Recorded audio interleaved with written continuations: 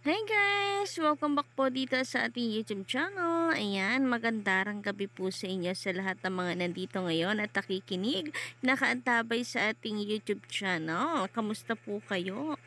Narito na naman nga po ako, si Gandara, ang inyong pong Collegiate Records na maghahatid sa inyo ng mga latest na balita hinggil po sa TVJ and Legit Records. Basta may kinalaman po lahat sa issue na kinakaharap ng TVJ and the Legit Records, sagot na po natin ang mga balitang yan. Kaya naman, kung hindi ka pa nakaka-subscribe or isa ka sa hindi pa nakaka-subscribe dito sa ating munting YouTube channel, maaari mong pindutin na subscribe button and notification bell for more updates.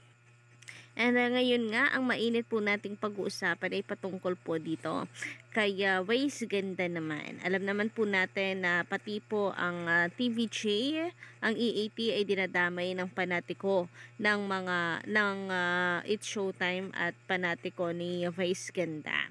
Kaya pag-uusapan po natin ang mga balita hinggil dito na kung saan itong si Waze Ganda ay parang naghahamon nga dahil sa lakas po ng loob. Ang lakas pong ng loob magparinig. Feeling entitled nga raw ayon po sa mga netizen. Feeling untouchable at kung sino. Porque maraming fans na kinukonsinte ang mga mali ng ginagawa at pilit na nagbubulag-bulagan sa mga hindi na po tama na mga jokes. Lalo na't hindi po angkop. Well, okay lang naman kung tutuusin, okay lang naman yung ginawa niya. Sa panahon ngayon, napakarami na pong kalokohan.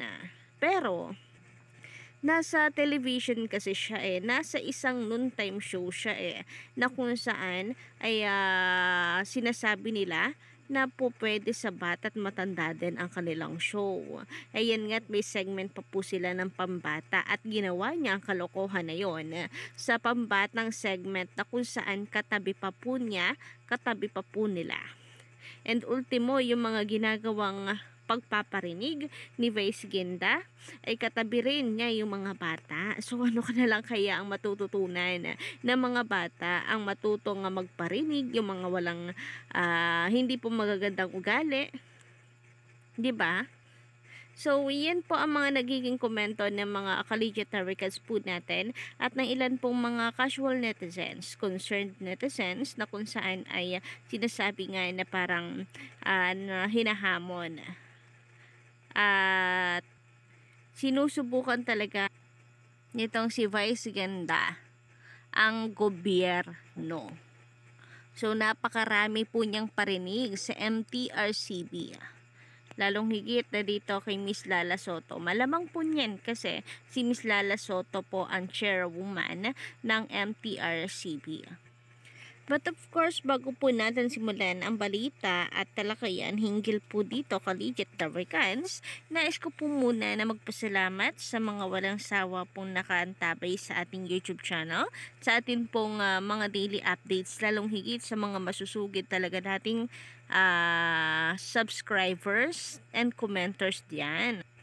Thank you so much and big shout out po sa inyong lahat. So, narito nga po ang ilan sa mga napili po natin na i-shoutout ngayong gabi. Pasensya na po kung hindi po natin malahat. Pero malay nyo naman sa mga susunod po nating videos, masama na po natin ang inyong pangalan. So, sa ngayon, shoutout po dito kina Miss May Flor Galesio. Shoutout Iara Kugin. Bakit bang hirap ng pangalan ng mga collegiate records natin? Shout out Ate Rose, shout out Miss Wenny Rivera, Rimando Santiago, Dagul Ignacio, big shout out and good evening. Fane Munoz, Monlaron, Kennard Isabelo Hualvenia, and Divino De Leon. Big shout out. Samantala, narito na naman ang komento ng ilan na panatiko po ng Showtime na kung saan ay talaga naman pong tinitira po talaga si Miss Lala Soto na para bang si Miss Lala lamang ang nagdidesisyon hinggil po sa mga violations ng noontime shows at iba pang mga palabas. Basta may kinalaman po sa TV. And hindi lang po kay Miss Lala Soto, pati na rin po sa TVJ kagaya nito, Lala Move raw. At ang mga matatandang pakialamero. Sinong tinutukoy nila matatanda? Ang TVJ? Masaya na kayo ngayon, ha? Bakit? May narinig po ba kayong parinig na masayang masaya at nagdiriwang ang EAT, nagdiriwang ang TVJ? Baka kami pa. Bakit hindi nyo i-address sa amin na masaya sa nangyari sa kanila? Bakit kami masaya? Kasi dinadamay nyo ang TVJ. So, kung hindi nyo inaatake sana ang TVJ, no, hindi kami dedepensa ng ganito. Tapos, kayo pa yung nagmumukhang kawawa kasi masyado kayong paawa effect. Sabi pa dito, Lala Moves. Yan, namura pa. Bias. Malala na daw talaga ang MTRCB. Talaga ba? MTRCB pa ngayon ang naging malala? Ginagawa lamang po nila yung trabaho nila. Kapag ka hindi ginagawa ang trabaho, puro dakdak. Kapag ka naging patas at ginawa ang trabaho, puro dakdak. Yan po talaga ang hirap kapag ka nabigyan na po ng parusa. So, feeling aping-api. Baka po mas malala ang ginagawa nila sa kanilang programa.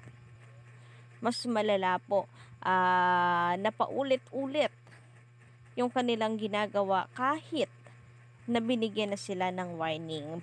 Sinasawalang bahala po kasi nila. Akala nila wala pong makakagalaw sa kanila. Ngayon, ayan, na nasampulan, tapos biglang magdadadakdak sa social media. And narito nga mga collegiate records ang ilan pa sa mga batikos, ilan pa sa mga ginagawa pong pagpaparinig ni Vice Ganda. Tapos yung mga alagad naman niya, tuwan-tuwa sa pinagagawa ni Vice Ganda. Sabi dito, okay, letter. Wala na, tapos na, hanggang di lang tayo. Eto namang si Vice Ganda, hindi, may letter. The Office of Movie and Television. O, diba?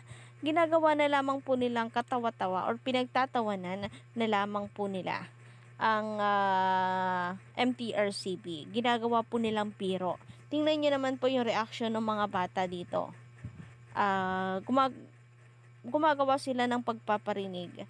Kasama po nila yung mga bata. Ano kaya matututunan po ng mga bata sa mga ginagawa po nilang yan? Halata naman yung bata po dito hindi po masaya. Pinipilit na rin siguro lang na makitawa, makiride. Or po pwede rin nagiging normal na lamang sa kanila yung mga ganito. Po pwede din ganon. Nakala nila na normal lang yung ganyan na mambatikos, normal lang magparinig, normal lang ang kanilang naririnig sa kanilang paligid. Sabi naman dito ng ilan pong mga netizens, close Showtime forever, pati MTRCB pinagtatawanan. Where are your respect? Kung mahal nyo ang mga anak nyo, di nyo ito-tolerate ang programa na maka-impluwensya na mapasama ang mga kabataan. Sa mga diehard fans dito ni Vice, ayan, makinig po kayo ha. If hindi nyo pa nababasa, may prior complaints na and na issue na dati pa ng warning ang MTRCB. However, the host continued to push the boundaries of live television, which is why the suspension happened. Hindi siya one-time thing, tapos suspended agad. It's a multiple occurrence that led to the suspension. Di pa nga kasali sa kinol out sa kanila yung pagdi-dirty finger sa nila ayon sa Araneta. Sila ang yumayaman habang masyado nyo silang iniidolo at pinapagtanggol. Hindi kayo mga madlang people. Sa harap ng mga bata yan ha, tingnan nyo itsura ng bata sa tabi ni Rice. Tingin mo normal lang yan? Normal yan sa simpleng ganyan? Come on! Tapos, pagbalik sa'yo, aping-api ka? Naghahamon. Sinusubukan ang gobyerno. MTRCB, tingnan natin sino ang matatag. It's showtime or MTRCB. Sana nga po ang gobyerno ay bigyan po ng leksyon at aksyon ang ginagawa pong pambabastos na lamang nila sa MTRCB. Ginagawa na lamang po nilang katatawanan ang MTRCB. Binabastos po ang MTRCB dahil sa paulit-ulit pong pagpaparinig. Ginagawa na nga lamang pong jokes. Wala na po yung respect. Wala na yung paggalang. So, tingnan nga po natin kung sino po ang matatag. Kayo po ba, ano pong inyong masasay dito mga Kaligit Fabricados? Don't forget to click the subscribe button and notification bell para sa mga bago lang dito sa ating channel for more updates.